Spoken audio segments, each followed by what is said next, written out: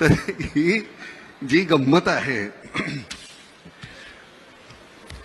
अरविंद इनामदार आमचे जे कमिशनर होते,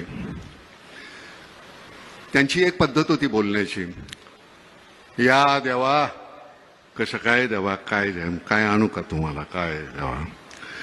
त्यांच्याशी बोलताना एक दिवस ते म्हणाले, नाना मला काही कळत नाही, आमच्या पोलीस खात्यातल्या लोकांना, काही मंडळी ना, सगळ्यांना नाही, पण ते का पैसे खावेसे वाटतात. अहो आम्हाला जेवढा पगार मिळतो का नाही तो खर्च होत नाही हो.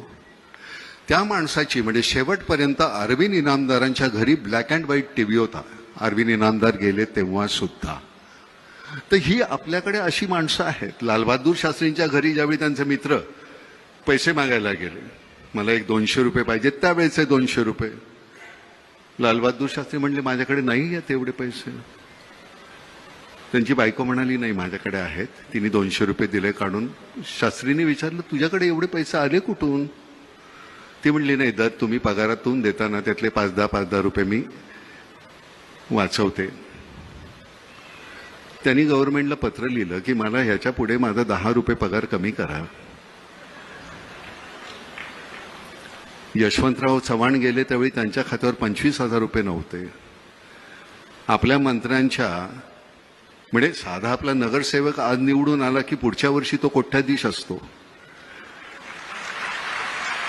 त्याची चौकशी का नाही होत. म्हणजे मला कळतं की हा भ्रष्ट आहे, पण तुमच्या का नाही लक्षात येत. त्याच्यावर कारवाई व्हायला पाहिजे की नाही एकनाथराव. म्हणजे तुम्ही मी 100 रुपये आल्यानंतर 30 रुपये इन्कम टॅक्स भरतोच, 18 रुपये तुम्ही अजून जीएसटी घेता. हे सगळं आम्ही केल्यानंतर सुद्धा आमच्या चौकशा होतात, तुमच्या का नाही होत.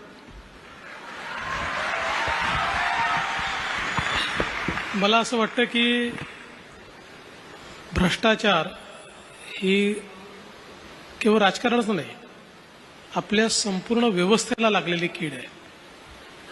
आणि दुर्दैवाने ही संपवायची असेल तर खूप सामूहिक प्रयत्न करावे लागतील. याचं कारण असं आहे की आपण बघा, भ्रष्टाचाराकरता जेलमध्ये जाऊन आलेले, अनेक प्रकरणांमध्ये अडकलेले असे लोक थंपिंग मेजॉरिटीने निवडून येतात. त्यांना लोक वारंवार निवडून पाठवतात आणि मग त्यातनं समाजामध्ये भ्रष्टाचाराबद्दल कुठलाही तिरस्कार तयार होत नाही.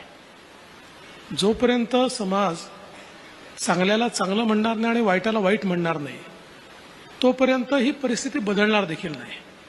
आणि म्हणून मला असं वाटतं की एक सामूहिक प्रयत्न आपल्या सगळ्यांना करावा लागेल. उदाहरणार्थ अनेक वेळा आम्हाला लोक विचारतात की का हो तुम्ही इतके गुन्हे आणि कसं त्यांना तुम्ही तिकीट देता. तर आम्हाला त्याला सांगावं लागतं की बाबा त्याच्यावर गुन्हे आहेत, पण तोच निवडून येतो आणि दुसऱ्याला मी खूप चांगला, साळसूत, सुंदर, स्वच्छ, टिकाऊ त्याला उभं केलं, डिपॉझिट चाललंय त्याचं. त्यामुळे राजकीय नेते केवळ हे बदलू शकत नाही, समाजाला बदलावं लागेल. आणि केवळ समाजावर टाकूनही चालणार नाही, राजकीय नेत्यांना देखील हे परिवर्तन झालं पाहिजे असं वाटावं लागेल.